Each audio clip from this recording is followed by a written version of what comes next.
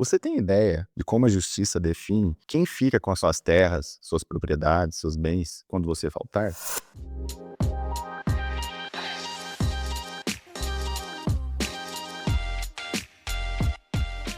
Existe um grande paralelo aqui. Quando você parte para uma conclusão que você vai deixar o seu planejamento patrimonial nas mãos da justiça, significa que toda aquela divisão de bens, toda aquela transferência de bens, todo aquele acordo de quem fica com o que vai ficar para ser discutido dentro de um processo. Isso pode ser feito fora do processo, em comum acordo com as pessoas, né, fazendo um inventário em cartório, tendo umas regrinhas, né, tem que ser cumpridas para que isso aconteça, mas regra geral isso pode ser feito, ou judicialmente, principalmente quando existe pessoas problemáticas, né, filhos fora do casamento, pessoas que têm algum tipo de doença de cognição, ou mesmo tem alguma doenças normais, né, da velhice, como Alzheimer, ou de formação, que é, por exemplo, uma pessoa que tem uma síndrome de Down. E isso vai atrapalhar o desenrolar das coisas, porque essa pessoa está sendo representada por um terceiro, essa pessoa tem interesses opostos.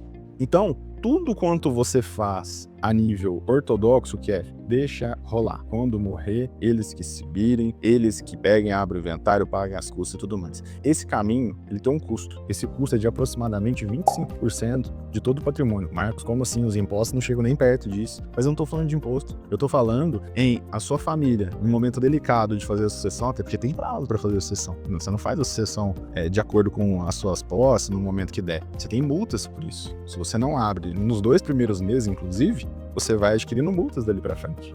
E aquilo ali vai ficando cada vez mais caro, cada vez mais pesado. Só essa multa já é 10%. Então, o que eu vejo aqui? Você tem esse caminho de falar assim, deixa acontecer, eu não tô pensando em morrer, não tô pensando em acontecer problema nenhum comigo, nem com a minha família, e pra mim isso não é um assunto, e tudo bem. E as coisas vão rolar. Lá na frente, provavelmente as pessoas hoje, pelo que eu acompanho da tecnologia, não falecem de uma vez. O que acontece? Elas ficam acamadas, elas passam por um momento delicado, onde eventualmente, inclusive, acaba dispondo de grande parte do patrimônio para tentar ter um momento de sobrevida, em tratamentos, em diagnósticos, em cirurgias. E ocorre que a família que já está fragilizada, porque não é um momento fácil, seja pela incapacidade, eu não estou falando em morte, né? Eu estou falando que a pessoa perde as capacidades físicas ou mentais de se cuidar. E também estou falando sobre, numa última esfera, o falecimento. E aí ela vai deixar isso na mão de um terceiro. Isso é muito problemático. Quando você pega e deixa na mão do terceiro, que é o juiz, ele que vai, ali naquele momento, avalizar ou não. Ele que vai entender se aquele formal de partilha é aprovado ou não. Agora, você imagina se isso fizer sem o consenso das partes. Então, respeitando muito a religiosidade de cada um, né, de vocês, para aqueles que acreditam, aqueles que não, eu acredito que deve ser péssimo, né? Você partir dessa vida tendo deixado, ao invés de um patrimônio legal, as pessoas confortáveis, que é o que a gente imagina, né? Construir um legado bonito, bem estruturado, as pessoas vão começar a se bater, a se brigar por essas questões patrimoniais e você vai, em tese, gerar um super problema que poderia ser evitado. Marcos, mas eu vou fazer um testamento. Beleza, meu testamento ele é aberto em inventário. É um looping, gente. A gente volta nesse ciclo. Então, qual que é o lado outro? Qual que é o lado do planejamento patrimonial, da organização de bens? Então, primeiro tem vantagens. As vantagens são redução de impostos, e tem vários impostos, depende de caso a caso. Hoje eu consigo elencar uns que são mais pesados, que é o imposto de renda, né, onde a renda que o imóvel que está registrado, a diferença do valor para o imóvel avaliado, né, que se imaginou que o cara comprou uma casa em 1992. Às vezes não estava nem registrada como real ainda. Aí pegou essa casa, fez a conversão ali e tá escriturada, totalmente defasada. A diferença do valor que está escriturado para o valor de mercado, esse valor, ele aplica uma tabela que começa em 15%. Então você imagina, qual é o prejuízo que isso vai ter? Fora que vender um bem dentro do inventário, a gente tem um termo aqui, né, na região aqui, que fala vender as coisas na bacia das almas. O que significa isso? É quando você tem que fazer uma venda por uma necessidade muito grande e não importa o valor que você vai ter, que para encerrar o inventário você precisa vender o patrimônio. E para vender esse patrimônio, você precisa achar a pessoa certa. Porque, você imagina, a pessoa que está comprando um bem dentro de um inventário tem que ter um deságio para ela. Esse deságio tem que ser um deságio muito interessante, porque ela precisa esperar terminar o inventário, ela está correndo riscos aí no meio do caminho, ela não tem condição de financiar esse imóvel. Então são vários gravames que existem que dificulta até a divisão desses bens nesse momento. E aí, quando a gente começa a ver quem que vai, né, determinar o quê, no momento que você senta com um advogado especialista em direito patrimonial, conta como está a sua vida financeira, como está a sua vida patrimonial, qual é a questão dos relacionamentos, filhos, o que você gostaria de prestigiar, deixar para um, deixar para outro, inclusive casos de família. Não é aquele programa do SBT, não.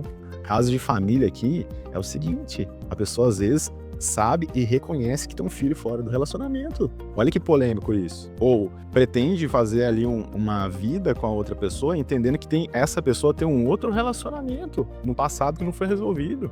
Ó, tá cheio de gente que tá casado aí, ou seja, que não descasou no papel, que tá morando com outra pessoa, em união estável. Pô, que loucura! E sem contar os reflexos previdenciários, de aposentadoria e tal. Então, essa organização, ela parte desse pressuposto e vai tomando graus cada vez mais apurados a depender da complexidade do projeto. Então eu posso desenvolver aqui camadas de proteção, ou seja, transformar essa empresa em uma blindagem patrimonial, onde eu vou ter ali realmente uma proteção do meu patrimônio em relação a dívidas de terceiros, em relação a problemas que esses sucessores eventualmente vão querer utilizar desse patrimônio para saldar algum compromisso particular, ou esses credores tentar avançar em cima desse patrimônio sucedido.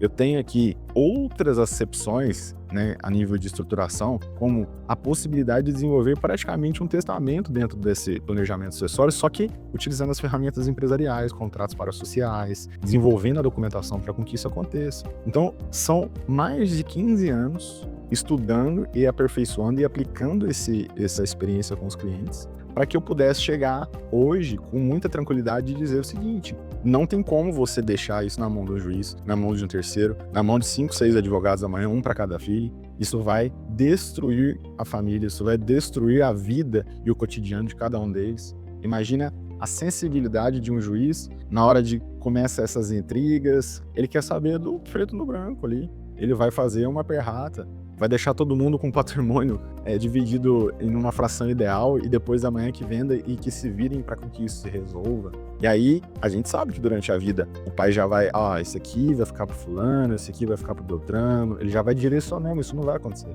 esse direcionamento. E se você tentar fazer isso em vida de outras maneiras, isso vai ficar mais caro. Então, unir o útil ao agradável dentro de um planejamento patrimonial, eu tenho ferramentas jurídicas, tanto para essa composição, quanto também para a redução de custos, principalmente nessa área tributária. Então, aproveite antes dessa nova reforma, inclusive, que vai ter um acréscimo tributário. A gente não tem ao certo ainda qual vai ser essa dimensão, mas a gente consegue fazer algumas projeções. Então, vai ficar tranquilamente de 50% a 100% mais caro do que é hoje, em vários aspectos, seja na locação de imóveis, seja na transferência de patrimônio. Então, se previna. E para aquela pessoa que começou a fazer isso sozinho, vou botar isso aqui no nome do meu filho, vou fazer isso aqui, pensa com outros olhos. Entenda que, dentro de uma visão jurídica, o nosso olhar ele é mais malicioso. Ele consegue enxergar e abranger ali questões que você, infelizmente, pelo dia tá corrido, né? Porque eu acho que todo mundo hoje, estudando muito, né? Nós temos a inteligência artificial, nós temos o YouTube, nós temos outras ferramentas que nos capacitam e a gente consegue ter uma melhor compreensão e entendimento. Agora, para você pegar essa bagagem de